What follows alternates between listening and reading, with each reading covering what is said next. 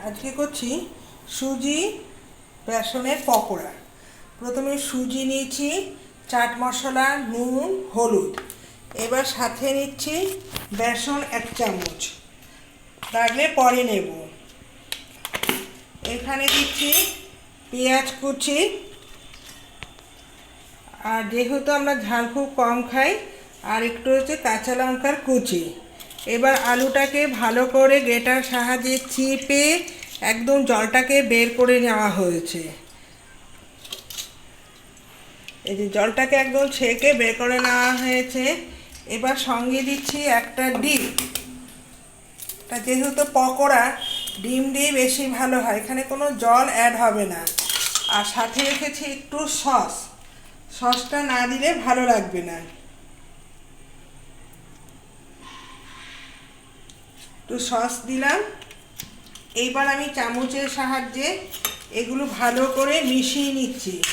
দেখা যাক আরেকটা ডিম লাগবে কি না। যেহেতু পকোড়া, একটু ডিম লাগবে কি না আমি একটু দেখে নিচ্ছি। একটু ডিম দিলেও ভালো হবে না।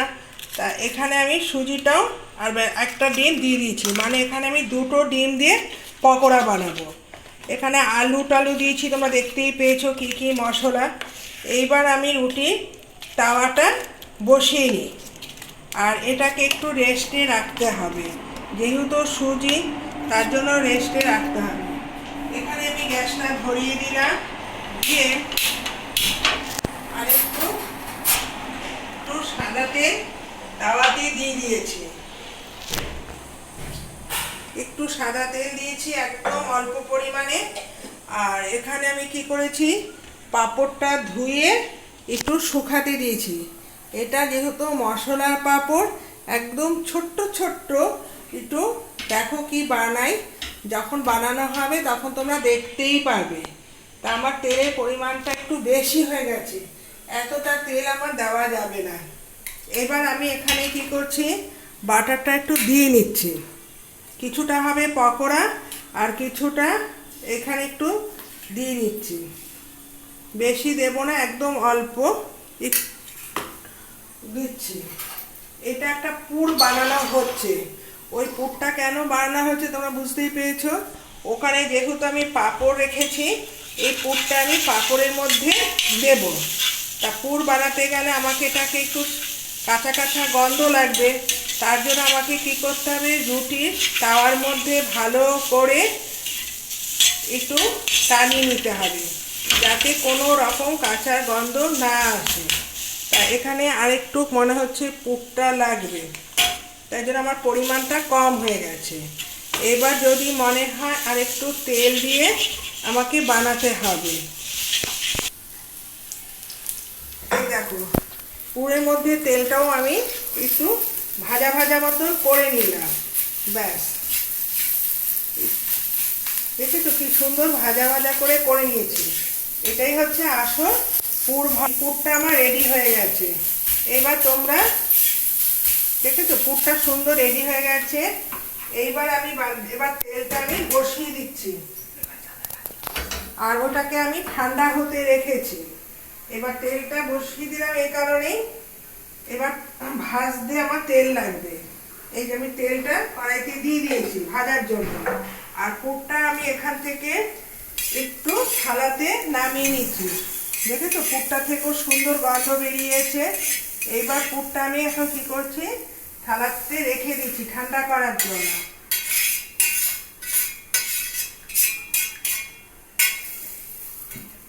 এই পুরটা আমি ঠান্ডা করার জন্য রেখে দিলাম। ঠান্ডা হওয়ার জন্য আমাকে মিনিট 5 টাইম দিতে হবে। এইবার আমি তেলটা গরম বসিয়ে দিয়েছি,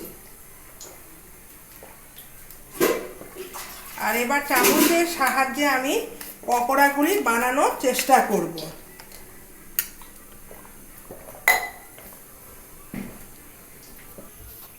এবার এর মধ্যে আমি একটু কি করছি, গরম তেল অ্যাড করে নিচ্ছি। কেন গরম তেলটা না দিলে পকোড়াটা মচমচে হবে না। একটু যে কোনো পকোড়া করতে গেলে না, একটু গরম তেল দিলে পকোড়াটা সুন্দর মচমচে হবে। এবার আমি চামচের সাহায্যে এগুলো দিয়ে দিচ্ছি। দেখো সুন্দর সুন্দর বেশ পকোড়াটা ফুলে উঠছে। এটা হচ্ছে সুজি ডিম আলু দিয়ে পকোড়া। সন্ধ্যার সময় স্ন্যাকটা খুব দুর্দান্ত জমে যায়।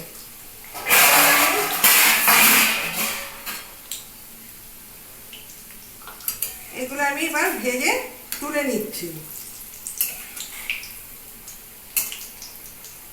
এবার গ্যাসটাকে একদম লো ফ্লেমে করতে হবে, কেন এদিকে দেখা যাচ্ছে পুড়ে বেশিতে পুড়েও যাবে, আর এদিকে লো ফ্লেমে আমি বসিয়ে দিলাম। দেখো পকোড়াগুলো বেশ সুন্দর মচমচে লাল হয়ে গেছে।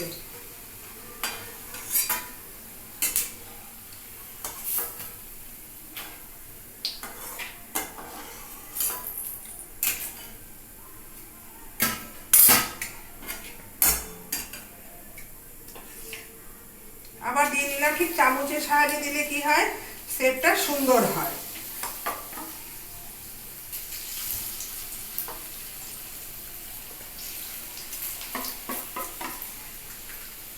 একটা একটা করে আমি দিয়ে নিচ্ছি।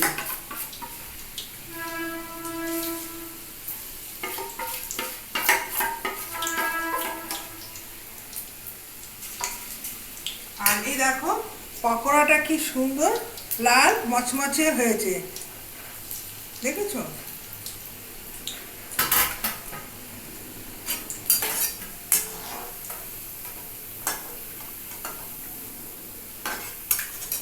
এটা যে কোনো বাড়িতে কেউ আসলে তাকে স্ন্যাক হিসাবে ঘরে সুজি ডিম আলু সবই থাকে, দারুণ লাগে স্ন্যাকে খাওয়ার। তোমরা সঙ্গে থেকো। পাঁপড়ের পকোড়া, এটা আমি উল্টো সাইডে ভেজে নিচ্ছি। দেখুন পাঁপড় দিয়েও পকোড়া বানা যায়, দেখো কি সুন্দর।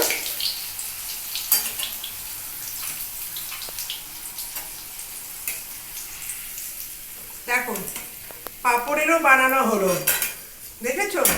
এটাও বেশ ডিম, বাচ্চারা রোল সবসময় ডিমের অমলেট খেতে ভালোবাসে, কিন্তু আমি এটা সুন্দর করে একটা রোল টাইপের পাঁপড়ের স্ন্যাক বানালাম।